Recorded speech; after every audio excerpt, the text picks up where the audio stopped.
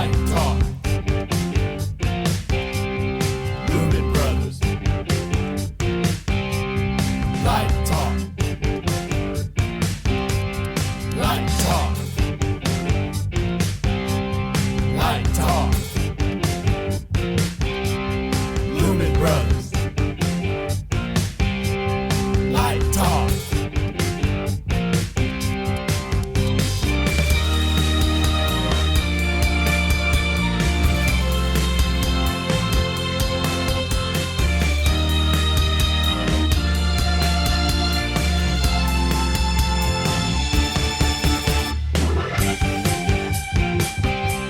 Good morning. This is Stan in the hallowed halls of Gainesville, Florida, and you are listening to Light Talk. Hi, this is Steve in Dallas, Texas, and today we're going to talk about all kinds of things on Light Talk, from picking equipment to getting in a fight with your client. And this is Anne in San Clemente, California. And if you don't already know, you are listening to Light Talk, and we are the Lumen Humans. Have we come up with a good one yet? The Lumen people? The Lumen family. You know, I don't think brothers is necessarily gender specific. Maybe it is. I don't know. So, Anne, since you're here today, where is our brother? Where is our missing David? Oh my Jacques? goodness! Do we always miss David when he's not here? He, however, A lot. We miss him a lot. Oh boy, do we! But he miss gets him. to party it up in Florence, Italy. I mean, come on. Jealous, so Frenzy. jelly, right? He's in Florence. He's been there for maybe a week or so, and he's got a couple more weeks to go. He's working on the Flying Dutchman, I believe. Yeah, but it's been really exciting. David's been super generous, and he's been sending us, the Lumen people, he's been sending us photos and things, but actually, for our listeners, he's also been posting those photos to the Light Talk Facebook group page. So if you're not on there, where are you? Because we're waiting for you to join. You should get on there. And it's very cool. You see, light plots, load-in pictures, all kinds of cool things. He was hanging this fabric thing the other day he was showing us. So if you want to follow David's adventures, as we all are, you should check out the Light Talk Facebook group page because it's a lot of fun. Who has a choice? It keeps popping up on my Facebook. David this, David that. Here's the Mac 300s. Here's the axe cores. Here's the box spoon position they built for me. You know what? We love him. He loved that he's sending us that stuff. And that theater's really interesting. I think I was in it once years ago. It's so bizarre. Like the balcony, it looks like the curve of the Starship Enterprise, and then the seats are like sunken into the balcony. I'm like, how does anybody see? I mean, it's really interesting to see how things, and it's a big stage, so it's fun to watch that. Yeah, it really is. It's a really cool post. So David, we miss you, and we hope you're enjoying your new year over there in Italy. And Come home, bring us food. That's right, bring us some pizza and various other delicious things. So that's where David is. So I'm the lucky one that gets to fill in today. What's that great drink that David loves over there? The limoncello. David, you love that limoncello. He brought some home last time. Bring some limoncello home for all of our listeners. Excellent idea. Well, Steve, what do you have to tell us about today? Well, actually, I had a question. I was going to ask Stan and you if you had any resolutions for 2019. It's the new year. Stan, I got go. two. You go. I got two. So one is personal and one is professional. Professionally, I really need to spend some time on my website, which I plan to do, although I'm struggling over what software and how to do it, and that's a long story I won't go into. And the other one is I'm looking forward to getting my 23andMe test back. So I'm having my saliva analyzed, and I'm going to know my ancestry, and I'm also going to know about my health propensities. But I understand that that's a choice, that when you get the report online, you can either click the button and open the window and find out about this thing or not. So that's going to be an interesting thing to do in the new year. That's fun. We got some of those too for Christmas. We haven't sent them away yet. But I chose not to do the health thing. I didn't want to know. I just want to know ancestry. Yeah, I want to know because I figure knowledge is power, and if it says, hey, you have a propensity for this, it doesn't mean you're going to get it. But then you can take sort of preemptive choices in your lifestyle, or you can't change your DNA, but you can certainly. But nurture plays as much a part as nature, from what I've read. Let's see. For my New Year's resolution, professionally, I'd say, I don't know. I want to keep trying new colors, and right now I'm working on a light plot I try to get a new color in at least every show. And right now I'm working on a light plot that's sort of overlapping another show, and I'm using the new color on both of the shows, and I'm wondering if that's a problem or not. But I'm trying to find something that feels sepia in one show and the nicotine world in another show. So I'm trying something for those, and I don't know if it's going to work or not. I don't know if you two have a favorite color for that kind of thing or not. Wow. Wow. That's tricky. Yeah. That's a longer conversation. Because what is the scenery and the costumes and the makeup? Yeah, and everything turns amber if you use it. If you use the wrong one. Yeah, yeah. That's a tricky. Yeah. So you can have the audience wear a filter over their eyes. There we go. So yeah, Facebook fans, like if you have a good sepia color, let me know, and don't say chocolate because I don't want to do that. No, that doesn't work. It doesn't work. It's really more. I think it's a lot about intensity too. It's about color perception. It's like tricking the eye. Yeah. Steve, how about you? I've got one simple one. I'm going to step up my game on the Hog and on the Grand MA. So this year I'm going to be a serious level 2 user of Hog and Grand MA. That's my goal. My short-term goal, though, is to be successful at IRTA. How many students you guys looking for this year? Oh, I can't wait for IRTA. I love meeting everybody so much. It's so exciting. I'm on their, what is that, the accepted thing all the time. I'm just so excited to meet everybody. But my school looks for 2 students in lighting, 2 in scenic, 2 in costumes, design and technology, and then 2 in technical direction. So that's usually who we're looking for when we get there. But I'm the one that recruits for lighting, so I'm super excited about meeting all of the lighting designers. So we're similar to Anne. We sort of have this stated goal from 20 years ago, which was that we would have 18 students, graduate students, we would recruit 2 in each area, so 6 students per year. But you can't always get that. That's not always the way it works out. It's sort of an aspirational goal. And also the funding in Florida, even though we do have funding, it fluctuates. So we were talking before the show, no one's even told me yet how many students I'm looking for this year. I'll probably find out when we get back to work next week. So, but I enjoy, sometimes I talk to everybody and sometimes I'm more selective. It looks like there's about 20 or so lighting designers up there right now. So, or maybe more. I haven't been on accepted. As of last night. 25 now? Yeah. Wow, you're really all over it. I am. So that's what I've got going on. I'm only looking for 4, 2 in scenery, 1 in costume, and 1 in lighting. But you notice we're back at the Palmer House again. Yeah, I haven't been there renovated, yet. right? I'm excited. I bet it looks great. That's such a beautiful architecture, the original, and if they've restored it beautifully, it should be. Hope they improved the elevators. Those were a problem. Is that why we were somewhere else? They were restoring it? Yes, there was the beautiful lobby. They were doing a restoration, and I think, I enjoyed staying there. But we were always there when the high school United Nations was there. And so the elevators would get jammed up. So sometimes you could wait like 20 minutes for an elevator because there's so many kids for the high school UN or whatever it was. So maybe the scheduling is better. I also liked the Westin a lot as well. So I thought that was a nice hotel. So yeah, it'd be fun to be back at the Palmer House. I'm excited about it. I'm from Chicago and I've never been there, so I'm finally going to see the Palmer House. And we're 2 blocks from Hamilton, so we can play the lottery. And not have to walk too far in the cold. Uh-oh, I just gave it away. Everyone's going to play the lottery. I played when I was in New York. No luck yet. I have played in 5 or 6 cities and never gone. So depressing. Yeah. Someday. Maybe this time. It looks like I have the first question, and it is Angel in Hong Kong. And she writes, how would you categorize your own lighting style? That's a toughie. I was thinking about that, and I guess if I were going to say this is kind of foundational in my work, I would say raw. I really like a raw light. I use a tight color palette. I like a fat beam, so that's why I'm a Verilight guy.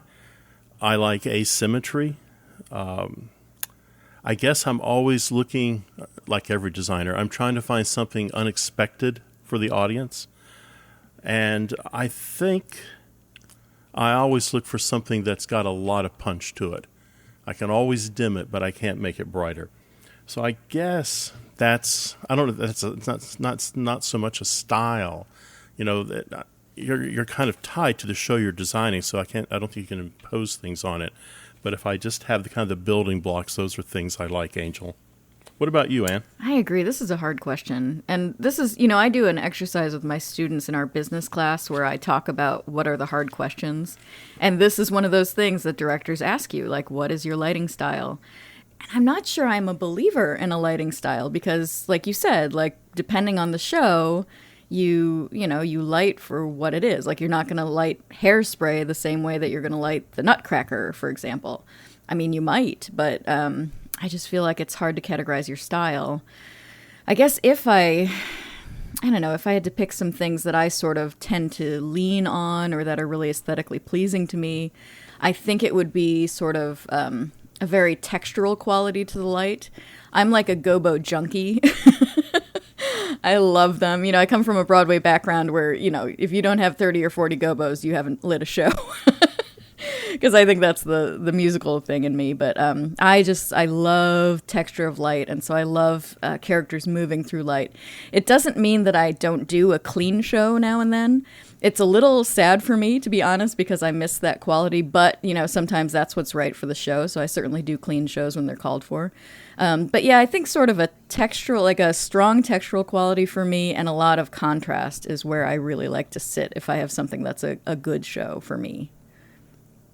Stan, how about you? Well, yeah, I think I'm in agreement, but maybe I can put some other words to it. If I had to make a singular word for my style, which is really the antithesis of style, is I would say I'm chameleon-like. So I'm going to respond, and I hope sensitively, to whatever the piece is. So I think from an approach, I try to really be sensitive. I try to really, and I think all lighting designers do that, is to really feel what's happening in the scene and then to respond first and primarily to the needs of the moment. That's the question I'm always asking myself. What does this moment need to help the audience understand it? And that need is discovered through my own sensitivity. So I really try to pay attention to feelings and the feelings that are coming off the stage. But at the same time, in terms of workflow, I like to go in really prepared, like I've got my ducks in a row. But at the same time, once I'm in, I really like to be improvisational. I'm really quick to throw out what I thought I was going to do and try something else, all right, and discover something in the space. So that's sort of a working style. In terms of an aesthetic style, yeah, similar to Anne, I sort of lean towards the high contrast, to high drama. If I wanted to do uniform lighting, I would do parking lots, right? So I like drama, I like contrast. I totally agree with Anne's point about layers of light, about walking through broken light, fractured light, scattered light, all of that stuff. So, but I will say this: it's hard for me to sort of evaluate my own style. So, and that's just something that people have said about me, is that people who've seen my work a few times will often say, "Yeah, that palette looks like a Stan K palette."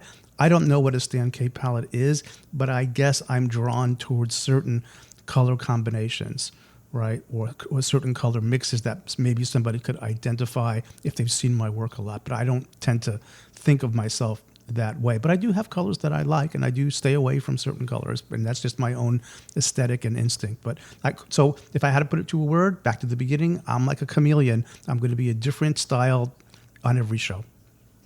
I was just thinking of your improvisation. That made me think of David, because he would say he works like a jazz player, right? Yep.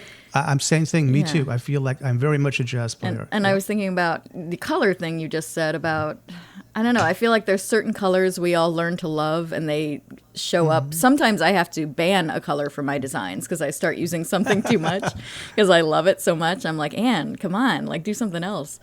But yeah, I feel like there's certain colors I don't use well, which frustrates me. And it's like cyan. For some reason, I can't harness the power of cyan. Like other people do I it like cyan. beautifully. Yes, and I'm always so jealous. So it's things like that. I think it has to do with some of my relative other color choices. So I think that's something I'm often looking at. Like I just did a show where I used some cyan. I was so proud of myself. So I just thought of one. So like I have a color combination that I keep in my pocket that I pull out whenever there's an opportunity where I think I can use it. Like it's an odd combination, like magenta and yellow together. Ooh, that's right? provocative. But It is provocative, but I don't use it. But I just know I've used it before. It has a certain quality about it, and if I see an opportunity where, well, this might be a place to pull that out of the bank and put it on stage and see how it feels. There's things like that are sort of in your bank of things that you sort of develop over time. It's sort of like, I remember one time camping and with some friends, and we saw this tent in the distance through the trees. It was a moonlit night, and there was a campfire, and we just looked at it and we all said, okay, that image, store that away in your mental bank, because someday you might pull that up and use that on stage. So I think there's like a catalog that we all have that we pull from. And but that doesn't necessarily. But then again, if you talk about style, we talk a lot about Robert Wilson in my program, and there's a style there, Right. right? There's something unique about the way he uses light, but he's also doing the scenery. He's not just the lighting designer, but there is an aesthetic that is uniquely his that he's developed over time. I have to admit, I don't think I really have that. I think it's okay not to. I don't know, Steve. What do you think? I'm going to kind of, again, say I think this is a really hard question.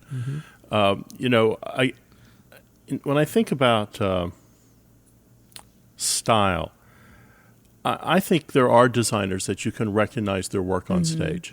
There's no doubt about that. Sure. And I think it's very good work. And I think they get employed because of that. Yeah. I was thinking about from a scenic point of view, I was talking some years ago to John Lee Beatty, and he said he would pay real money to do something weird and abstract on stage. But he's the go-to guy for the realism. If you need a set with a sofa in it. Yeah.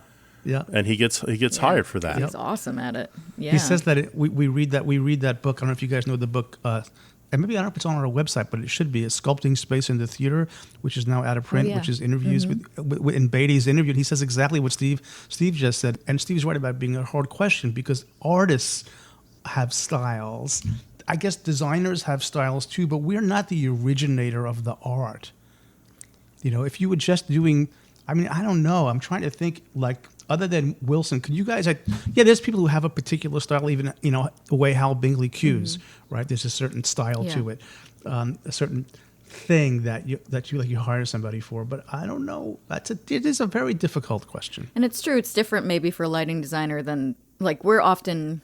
I don't know if responding is the right word, but responding to the artwork that's on stage. Whereas, like you said, like a set designer is like the originator of that world. And so they're more concrete and maybe it's easier to see a style. I'm not sure. But I think our style is defined by other people, because they see the trends in our work in the same way, like we don't know what the fashion style of today is called until a few years pass and people say, oh, in 2019, they wore X, Y, and Z, Yes. But you do get hired, Anne, if you're really good at manipulating color, or you get hired if you're really good at manipulating white, if you're really good at making something industrial, as you say, or making something very stark or very abstract.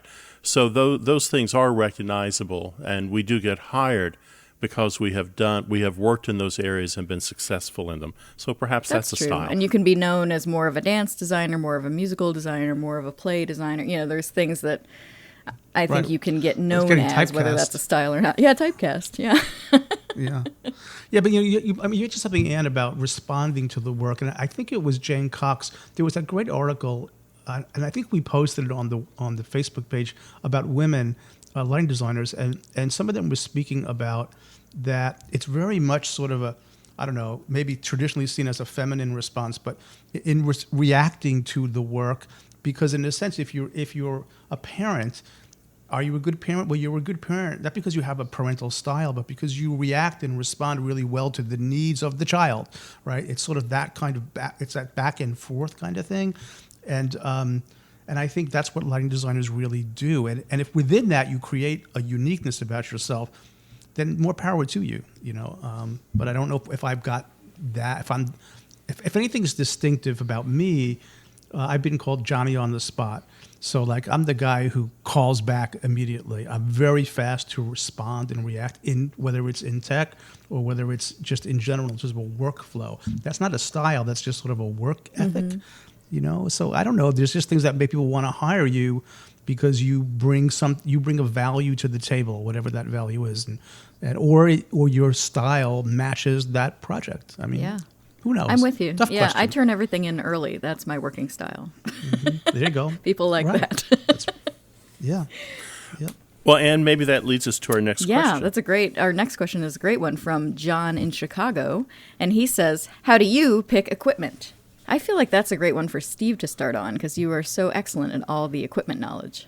Well, the way I pick equipment, there's two things. If I have, I'll be honest, if there is a ton of money on the line, then I'm going to stick with equipment that I know is tried and true and I know what it's capable of doing and it's going to be flawless. If I have my druthers, then I always like using new things. I like seeing what that new light is going to do. I like seeing what that new console is capable of doing. But basically, if I'm thinking about equipment from kind of a mechanical point of view, I'm looking for something, again, that has a lot of punch to it. I can always dim it, but I can't make it brighter. So I would rather have a whole lot of headroom on the equipment I'm using than come up short and just go, well, that's it. I want my lights to go to 11. I am old-fashioned.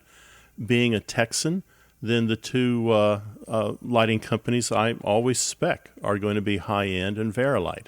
I want to keep the money in the state of Texas. I have personal relationships with both those companies, and I've known them for a long time, and I trust them. So I'm going to go with the local guys. That doesn't mean there aren't other really fantastic lights on the planet. There's no doubt about it.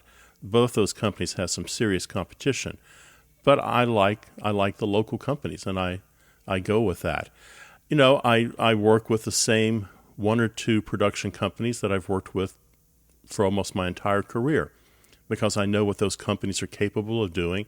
And again, it's not so much the equipment, it's the personal relationship I have with those companies, and I know they are always going to come through for me. They may not be the cheapest, but I know I never have to apologize for their work on the things that I'm doing. So I don't know if that answers your question, John, but that's my story. Well, so most of my equipment specking is for other people right now, not so much for me. It's either at the university or it's for a client. And so my sort of axiom is it's always sort of a question of quality versus cost. So I look at the amount of money I have, and also it's the goal. It's sort of like, what are we doing with the equipment? So I've got to get clear about what we're doing. And then I got to get clear about how much money do I have, and then how do I get the most bang for the buck? And is a lower quality product okay for this environment, right? For what's going to be done with it, for the abuse the thing's going to take. And I get more of that because it costs less. Or do I need more equipment, right? Or can I get away with less equipment of a higher quality and have less to worry about? So you're always sort of got this balancing act. And then I think in general, for myself, like Steve, I'm a novelty seeker. So I'm always looking for something new. I'm always looking for something that hasn't been done before or seen before and I haven't used before, if it's for me. If it's for a client, I might encourage novelty seeking if I think taking the risk is in the best interest of the client. And we've done that. And I'll only recommend taking a risk if the manufacturer, as Steve brought out, are people that you can trust because of their reputation and because of their service. Because these are machines and they're going to need to be serviced. Do they stock parts? Are they going to be there for you? Do they obsolete their own equipment? How long is it going to last? So there's a lot of factors in that. But ultimately, those are my primary sort of philosophies. Makes sense. For me, I don't know. Mine goes back to actually Angel's question about lighting style. Like if I'm, if I really prefer a textural quality to light and I really prefer something that focuses on contrast, for me, both of those things point towards fixtures that have control to them, right? So I will spec an entire show of Source 4s, and there might not be a Fresnel in sight. That doesn't mean I don't believe in Fresnels. It doesn't mean I don't believe that they're, excellent for certain things, and I really respect people that use them really well. I just find that I personally like more control than that. I like something with a strong shutter. And same with my movers. Like, I have to have shutters. Washes don't do it for me quite as well. It's not that I can't, but I prefer shutters and gobos and all those sort of things. So I'm much more of a spot person than a wash person. It's just how my style has developed, I think. And then, as far as picking manufacturers, I agree with both of you. I'm sort of maybe I'm not as much of a novelty seeker as you two. Like, I'm much more with the standbys. Like, it's always ETC with the Source 4s, and then it's always the big guns, like, Verilight, Martin, high-end, like those kind of people. Because I trust their service, like you said, I trust their equipment. I'm familiar with them. I know how wonderful they can be. And again, it's not that other things aren't out there that are marvelous, but I just know what I love and what I trust. And it doesn't mean that if there was, you can try these things out, they're in the inventory, whatever, I would definitely try them. But I guess I tend to lean towards what I know, because there's a certain comfort level you need. I think there's a certain comfort level you need with your plot when you walk in the room. Because you're in the hot seat, I feel like you need to know things are going to work, and you need to know if something, you put a cue on stage and it doesn't work, that you can quickly try something else. So I always say to my students, 70% of your plot, maybe 80% of your plot is typically something you're comfortable with, and then the rest of it should be something you're experimenting with.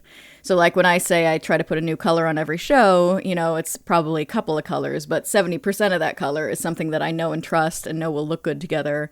And same with the equipment. I know, X amount of the plot looks great using these things, and maybe some of these are new that I haven't tried, but let's do it. So I think it's a balance of making sure you can do your job efficiently and quickly and perfectly, right? As perfect as you can.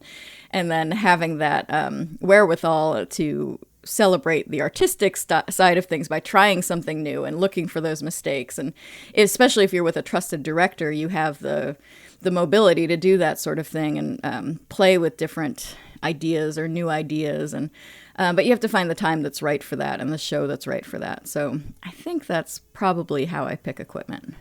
Becky in Kansas, who wants to know, when did you land your first internship, and what was the most valuable thing you learned from this experience? Well, I've been thinking about this for about a week, and I can't, for the life of me, I don't think I ever had an internship. So I'm going to answer the question a little differently, and we'll let Ann and Steve pick up on the internships. I've done summer stock, right? And that's, to me, was like an internship, because there really wasn't much money. It was sort of like a place to sleep, and maybe there might be some food. And I've done that on an island in the East Coast, just south of Rhode Island, called Block Island. I did summer stock. And this place was built by these guys who had this off-Broadway theater called down in the Riverside complex back then in the 80s. And it was on a marina, and they knew that they were committed to new plays, and that was kind of cool. So I was excited about that. 6 new plays in summer stock, if you could imagine. And then in between each alternating week, they ran movies, but they really didn't think out the logistics of that very well. So I've got some real war stories from that experience. But to get to your question about what did I learn from it, so this is the list that I made. What I learned from taking these jobs young in my career, internship, summer stock, was I wish I was better at asking the right questions. Had I asked the right questions, I probably wouldn't have gotten sick. I would have been better prepared.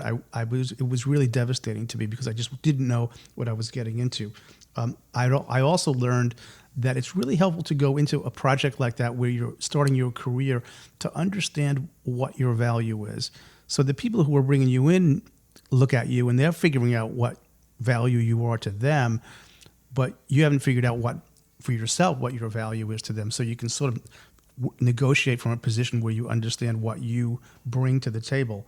The other thing I would say that I learned from internships at a young age was take care of your health. this whole thing called life is a marathon, not a sprint. And so it's sometimes we're anxious to be great and be the hero and get it done, but that takes a toll on you, and that toll doesn't just disappear because we're not machines. It doesn't. So I think health is really important, and again, knowing your worth. That's what I took away from my early internship / summer stock experiences. I think this is a great question, Becky, and I think I'm going to talk about my second internship, actually, which I think, Stan, like you said, I think summer stock internship, same thing, basically. But my first summer stock was at Interlochen Center for the Arts in Michigan, which was fabulous. I ran their junior theater. It taught me to be very independent and adult and all that stuff. But then my second one, which was an actual internship, was at Santa Fe Opera. And if you don't know, Santa Fe Opera is known as one of the hardest lighting internships to get in America. And so I got it my sophomore year of college, and I was very excited, and I was a really hard worker, and I was ready to go out there and, like, kill it, right? And so I went to Santa Fe, and it was everything it promised. You know, it was really grueling. It was really wonderful. It was, you know, a lot of great people. It was tough work. It was physically demanding. It had huge major designers that we worked with and for and all that sort of stuff. And so I was an electrician there. And I have to say, I actually didn't do as well as I would like to say. And I guess this is embarrassing, but now I'm admitting it on air that I had a bad review while I was there. I know. I think this is the word, like a bad review. It's the only time I've gotten a bad review in my life. And it was like jarring because I think I wasn't fast enough. I was going through some personal stuff that put me in a little bit of a depression. So I think I could have done a lot better while I was there. And I got sort of a poor review, and I was kind of shocked because I'd never gotten a poor review in my life. I was a straight A student, you know, or almost, and that kind of thing. And so it was a wake-up call for me as a person. Because I thought I was doing okay, but not okay enough for such a huge company like that, right? So that taught me to buck up a little bit and step up my professionalism. But really what was so great about that summer is that was me as an electrician, but there was this opportunity to be an assistant lighting designer because they had a program. I'm not sure if they still have it structured this way, but it was a young artist program where all of the like chorus members of the operas were leads for like one weekend. And so like the electrician interns stepped into other positions like board ops and assistants and things like that. And the lighting directors became designers, yada, yada. So everybody stepped up some. So I don't know why I was given this wonderful opportunity to be an assistant lighting designer, but I was, and I didn't know what it was. It was the first time I'd ever heard of it, really. It was the first time I'd ever done it, for sure. And after that poor review, I was surprised that I got it in general, and so I was pleased. And, you know, they told me what I needed to do. And the best part is that I completely excelled. Like I was the top of everyone else there, and it was so natural to me. I really loved the organization, the paperwork, the focusing, everything. They were even doing things like during our focus, the electrician was sort of a jokester, and he started doing things like dumping boxes of gel over us as we were focusing, like all these things to try to distract us. And I didn't even notice. I hardly remember it. I was just like killing it on the focus floor, you know? So it was really something that was a wake-up call. I mean, it became who I am today, right? That one opportunity became who I am today. It became the assistant lighting designer's toolkit that I wrote. Like, it's everything that I became. And so I just can't thank enough whoever powers that be decided that I would get that opportunity.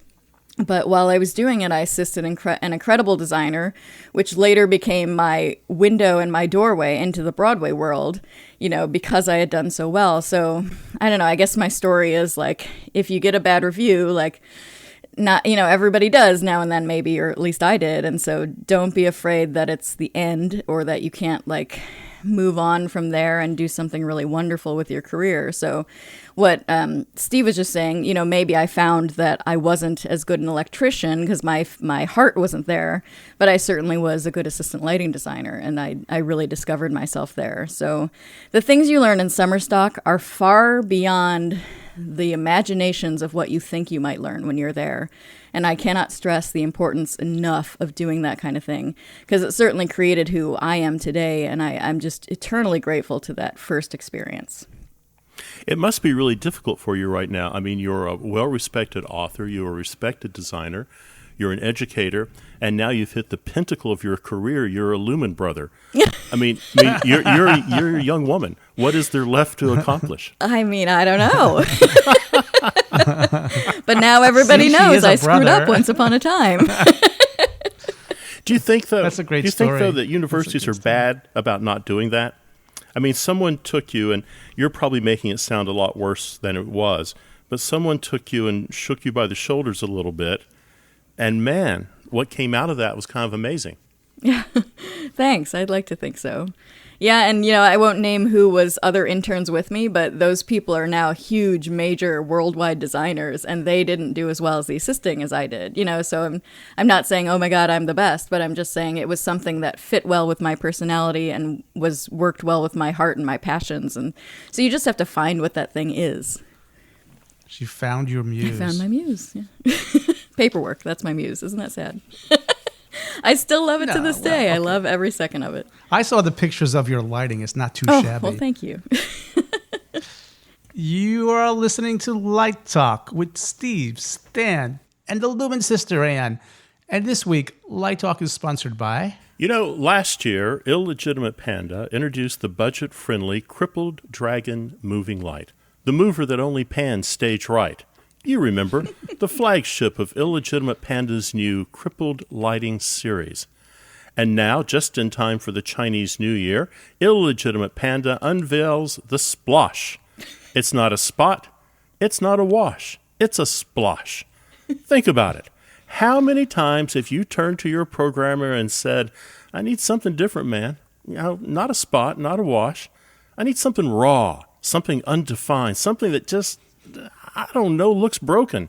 Now you have it, the Splosh. Forget about focus, forget about edge, forget about punch. The Splosh. It's the 6-inch Fresnel of the concert world. And like the Crippled Dragon, it's only $99 US, and that includes a double road case. For a limited time only, buy one and get a second Splosh for free. Just pay the shipping cost. The Splosh comes with an array of useful features. Dazzle your client with Splosh Zoom. That's right, a 60 to 90 degree variable zoom. Yeah, that's right. Think about that. Splosh Prism. For all those times you need a 270 degree spread and a 3-foot candle blast of light. All that and drop in the optional UV filter, and the Splosh is perfect for midnight bowling. How does Illegitimate Panda keep thinking this stuff up? Who knows? Who cares? The Splosh. Shipping now for February 5th delivery. And now, back to Light Talk.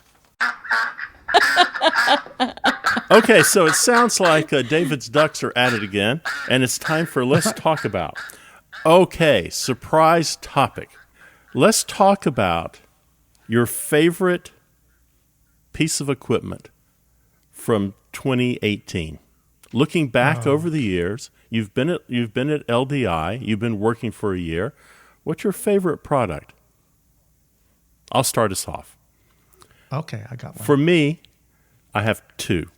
I have a favorite product and I have a favorite company. So I'm going to go with my favorite product for 2018, and that's going to be the VL 2600. Their new moving light spot profile wash. The 2600, amazing light. And my favorite company for 2018, I'm going to go with High-End Systems. And I'm going to go with High-End Systems because they have stuck to their guns and they have invested, along with ETC, a ton of money in the Hog Factor competition. I think what they're doing for education across this country in moving light technology is amazing. So my hat's off to High-End Systems and to Verilight. Okay, I'll go next. I just have one. I guess I have two favorite products. I'm in love with Luminate, the fantastic LED light diffusing holographic films that just do to light what physics says shouldn't happen. I love that stuff.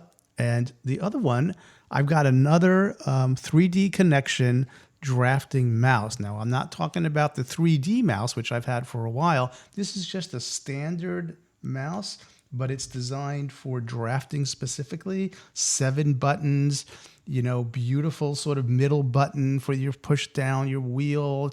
It's just a beautiful thing. And I've been drafting a lot lately on a project, and it's really made a difference. The precision is fantastic. So 3D Connection drafting mouse and Luminate. That's a tough one for me. I think I would say the well, we just purchased them, so they're in the box. I think they're my favorite thing of 2018. But it's the high-end Systems Solaframe 750. Oh yeah, you're gonna love okay. it. Oh yeah. You're Well, we gonna did a love it. shootout with a couple of things, and it seemed to be my favorite because it had many gobo choices. It had an effects wheel, which is one of my favorite things in a mover. Yep. It had a good zoom. There were a few little things we didn't love about it, like how it color mixed, and the demo we had sort of a halo, but they've told me that doesn't happen normally. So as far as the demo went, I was really happy with it in terms of its price. Its price points. Price to quality There we go. ratio. Price to quality ratio. Yeah. So I think that's something that I'm hoping we're going to love. I just got 4 little ones for our small theater, which has never had moving lights in it. So it's exciting to have something that we can, because they're starting to do musicals in our small space, which is only a 14-foot grid. So it'll give us some sort of options there. So I'm hoping that one's going to be my favorite. And then I love that Stan mentioned a paperwork thing, because I also want to mention, what is it called? The Savvy Symbol Section 2 I've been playing with. So it's not strictly a 2018 thing, I don't think. But if you don't know Josh Bengiat's work, am I saying his last name right? Josh, I'm so sorry. Yep. I know Josh, but I've said his name wrong for a million years. So if you don't know Josh Bengiat's stuff, go get his plugins for Vectorworks, because they are amazing. And Vectorworks has been buying several of them over the past decade or so. But my new favorite is the Savvy Symbol Section 2, because Savvy Symbol Section was like amazing. But the 2 is even more amazing because you can make a section symbol out of any 3D symbol that you have in your library. So it's really incredible, and that's something I'd suggest. I probably should mention this too, since you brought up software.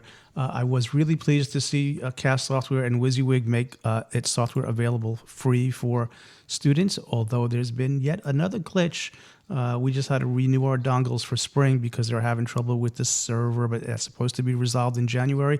So making that software available for academics and students, I think, is also pretty fantastic. Okay, I have our last question. Amy in France wants to know, tell us about a time when you disagreed with feedback you received from a client. How did you handle the situation? Oh, goodness. I've had this recently. I had sort of a poor situation with a director just a few months ago. And I think I've talked about this before. I think I just ended up, going with what she needed. Like, I gave her what I thought would be some of the answers, and she wasn't on board with those. So I think after, the most you can do is just sort of, support your decisions and offer up why you made those decisions. And then if the director or the client doesn't agree with that, then ultimately they're the ones that, have their name first on the playbill. So I typically, go with what they need after we've had a solid discussion. I'd say that's the short answer for my question. What do you guys think? Well, I would just throw into that, sometimes people aren't the best listeners, so I would take some time and make sure you're hearing exactly what your client is saying, because maybe there's not a disagreement there. Maybe there's just a semantics. But I think Anne has nailed it. I would support that answer completely.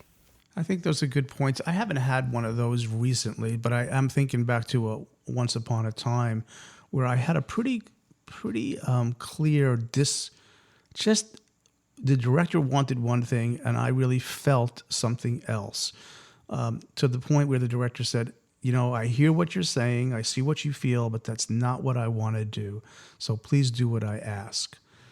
And I did it. I still felt it in my artistic soul, I felt it was wrong. And I had a choice about how I was going to respond to that situation, because she asks, how did you handle it? Not perfectly, but reasonably, because what happens is there's a tendency to want to backbite. There's a tendency to want to get bitter or talk about your feelings because the director ask you to do this and you felt something else. I did that very mildly, and I really tried to control that emotion. And the director, when they ultimately did write me a letter of recommendation, and in that letter, he talked about our disagreement, but then offered me praise and respect for after hearing me argue my points and me hearing him argue his points, and we did listen to each other. He then basically said, yeah, but I'm the director and this is what I would like. And he praised the fact that I went ahead and did it. And to his knowledge, there was no backbiting or anything like that. And for the most part, I because I respected the person, and even though I disagreed in that moment, I didn't backbite or gossip about that. And I think that's really important. So what it bought me by being civil is it bought me the respect of that person, and that person then was able to point to that about my character in the letter after the fact, which goes to Steve's point about sometimes a letter that's all about praising you for all the great things you did isn't as powerful as about something you did or how you responded in a difficult situation, because that's where your character really shows up. Everybody's great when things are going well. It's how are you going to be when things are rough? That's a great point. It's all about mutual respect, right? It is. Hey, it's that Hammond organ solo that tells us once again you've spent another lovely morning listening to Light Talk. Be sure to follow us on Facebook and subscribe to our podcast. That way you will not miss a second of Light Talk fun. No guarantee is offered regarding the accuracy of any statements or opinions made on this podcast. But just in case you decide to litigate, we are trying out a new law firm this month. Their name is Hugh Emitting, Ernest Poton, and Chip on Boards, and they will defend us until our retirement funds are depleted. Light Talk is written and produced by the Lumen Brothers and Sista, coming to you from Gainesville, San Clemente, and the Lone Star State. And be sure to tune in next week when we discuss what was the biggest rookie mistake you made just starting out? What do you see as the role of theater? If you were lighting theater, dance, or music, what is the one thing each needs? And can ballads in shades of blue light be avoided? All of that and the new sponsor. Light Talk is still broadcasting questionable Lumen knowledge and humor around the world. We'll see you all next week, Saturday morning. Bye from Light Talk. David, we miss you. Bye-bye, He'll be back everybody. next time. David, Riverdale. Light Come Talk. home, David.